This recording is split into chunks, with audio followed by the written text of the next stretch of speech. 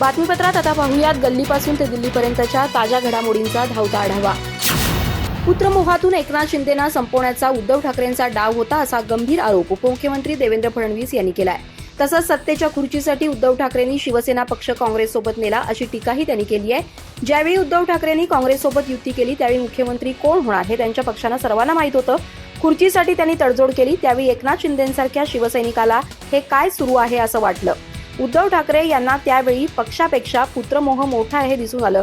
त्यावेळी पक्षाची चिंता नव्हती. तसंच पुत्रमोहातून एकनाथ शिंदेंना पूर्णपणे संपवण्याचा डावही चालला होता. त्यांना खोट्या प्रकरणात अडकवायचा डाव होता. त्यांच्याकडे असलेलं खातं दुसरं कोणीतरी चालवत होतं. त्यांच्याकडे असलेलं नगरविकास खातं मातोश्रीहून चालत होतं असे अनेक आरोप फडणवीस यांनी केलेत. पुढे ते म्हणाले, आमचा सर्वे आमच्या उमेदवारांसाठी असतो. शिवसेनेचा उमेदवार कोण आहे हे आम्ही ठरवत नाही. काही नेते माध्यमांच्या बातमीवर प्रतिक्रिया देतात.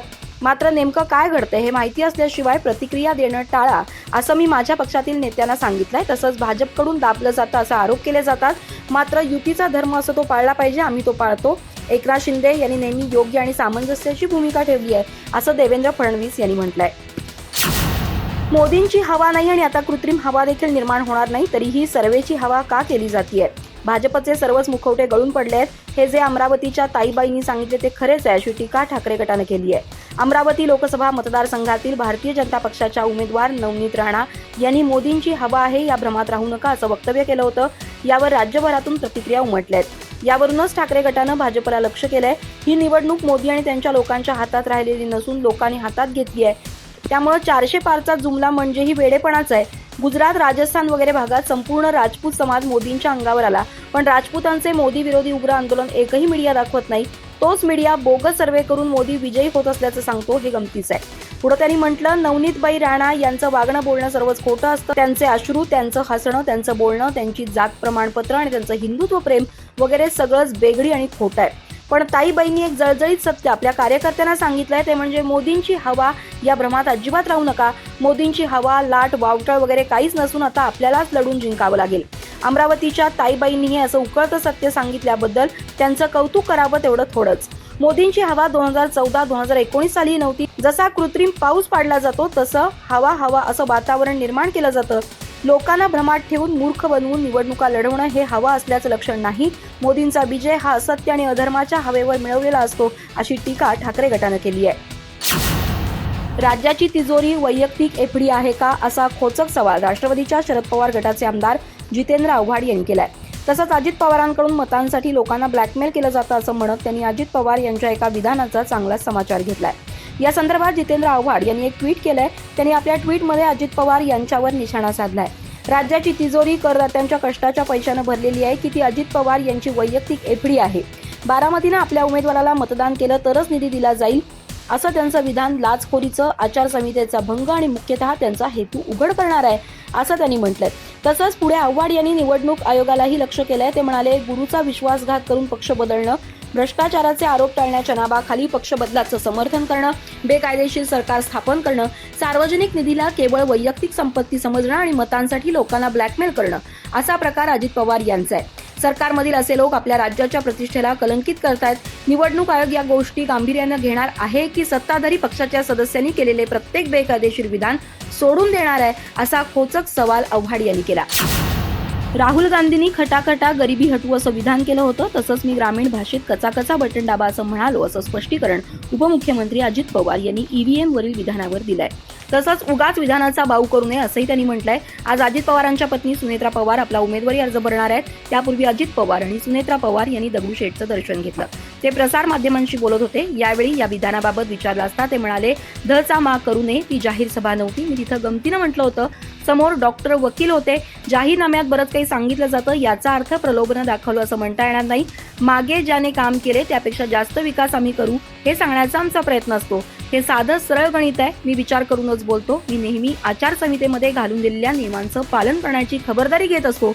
राहुल गांधींनी म्हटलेलं की खटाखटा गरिबी हटवू, मी आपल्या ग्रामीण भाषेत कचाकचा म्हटलं. उगाच कुणी त्यावरून बाऊ करू नये असं अजित पवार स्पष्टपणे म्हणाले. निवडणुका चांगल्या वातावरणात पार पडाव्यात यासाठी गणरायाचे आशीर्वाद घेतल्याचं म्हटलंय. पंतप्रधानपदी तिसऱ्यांदा मोदी बसत असताना महाराष्ट्राचा त्यामध्ये मोठा वाटा पाहिजे. महाराष्ट्रातून महायुतीचे उमेदवार लोकसभेला जास्तीत जास्त निवडून यावेत अशी प्रार्थना केली आहे. आशीर्वाद घेतला असला तरी प्रत्येकाला काम करावं लागतं, फिरावं लागतं, जनतेचा विश्वास संपादन करावा लागतो. शेवटी जनता जनार्दन श्रेष्ठ आहे. जनता जो निर्णय देईल तो मान्य करावा लागेल असं अजित पवार म्हणाले. माझ्यासाठी वैयक्तिक लढाई नाही, ही विचारांची लढाई आहे. समोर कोण लढते याचा विचार मी करत नाही, कारण मी वैयक्तिक टीका कधीही करत नाही असं खासदार सुप्रिया सुळे यांनी उमेदवारी अर्ज दाखल करण्यापूर्वी म्हटलंय. पुढे त्या म्हणाल्या की 35 वर्ष आमदार पालकमंत्री राहिलेल्या लोकांना माझा कार्य अहवाल पाठवणार आहे. त्यांनी वेळ काढून तो वाचावा, मग तेही मला मतदान करतील. बारामतीमध्ये टीम वर्कमुळे मोठा विकास झाला असं त्यांनी म्हटलंय. काश्मीर टू कन्याकुमारी ज्यांची सत्ता आहे त्यांना हे षडयंत्र करण्याशिवाय दुसरा काही मार्गच नव्हता, तर ते खरं बोलले. याबद्दल त्यांचं मी मनपूर्वक आभार मानते. आणि सातत्यानं चंद्रकांत पाटील एकच गोष्ट म्हणतात की आम्हाला शरद पवारांना संपवायचंय. शरद पवार असं नाव गेले 6 दशकं महाराष्ट्राच्या आणि देशाच्या राजकारणात राहिलंय. शरद पवारांच्या आणि महाराष्ट्राच्या विरोधात हे षडयंत्र दुर्दैव आहे, हे सातत्यानं बोलतात. एकदाची आणि पोटातली गोष्ट बाहेर आली असा टोला त्यांनी लगावलाय. मला असं वाटतं एक गोष्ट आपण मान्य केली पाहिजे की गेले 10 दशकं पवार साहेबांवर टीका केली ही हेडलाईन होते. याचा अर्थ इतकाच राहणार की शेवटी आंब्याच्या झाडाला दगड मारतात असं म्हणत सुप्रिया सुळे यांनी अजित पवारांना टोला लगावलाय. ही निवडणूक माझ्यासाठी आधुनिक काळातील महायुद्ध आहे, मात्र या महायुद्धामध्ये मला एकही व्यक्ती जखमी व्हायला नको असं म्हणत पंकजा मुंडे यांनी आगामी लोकसभा निवडणुकीची जोरदार तयारी केली असल्याचा दावा केलाय. या निवडणुकीला जातीचा रंग जरी दिला गेला तरी समाजातील नागरिक योग्य निर्णय घेतील असा विश्वास त्यांनी व्यक्त केलाय. बीड लोकसभा मतदारसंघातून भाजपच्या नेत्या पंकजा मुंडे यांना यावेळी उमेदवारी देण्यात आली आहे. त्यांच्या विरोधात शरदचंद्र पवार, राष्ट्रवादी काँग्रेस पक्षाचे बजरंग सोनवणे निवडणुकीच्या रिंगणात उतरले आहेत. त्यामुळे आता या निवडणुकीत चांगलीच रंगत आली आहे. कोणत्याही समाजाच्या भावना दुखावणार नाहीत यासाठी मी कसोशीनं प्रयत्न करणार असल्याचं पंकजा मुंडे यांनी सांगितलंय. समाजात कितीही तिढा निर्माण करण्याचा प्रयत्न केला तरी विकासासाठी हा समाज माझ्या पाठीशी उभा राहील असा विश्वास देखील त्यांनी व्यक्त केलाय. माझ्यासाठी ही निवडणूक म्हणजे महायुद्ध आहे, मात्र या महायुद्धामध्ये एकही जण व्यक्ती जखमी व्हायला नको याचा मी प्रयत्न करत असल्याचं त्यांनी म्हटलंय. एकही समाजाचा एकही व्यक्ती माझ्यामुळे दुखावला जायला नको यासाठी माझा प्रयत्न असल्याचा दावा त्यांनी केलाय. बीड लोकसभा मतदारसंघातून त्या पहिल्यांदाच लोकसभेच्या रिंगणात उतरल्या आहेत. याआधी या मतदारसंघातून प्रीतम मुंडे या खासदार आहेत. त्यांचं तिकीट कापत भाजपनं यावेळी पंकजा मुंडे यांना उमेदवारी दिली आहे. सांगली लोकसभेची जागा लढण्यावर विशाल पाटील हे ठाम आहेत. कोणत्याही परिस्थितीत निवडणूक लढवायचीच असा पवित्रा विशाल पाटलांनी घेतलाय. त्यांनी उमेदवारी अर्ज देखील दाखल केलाय. काँग्रेस आपल्यालाच उमेदवारी देईल असा विश्वास विशाल पाटील यांनी व्यक्त केलाय.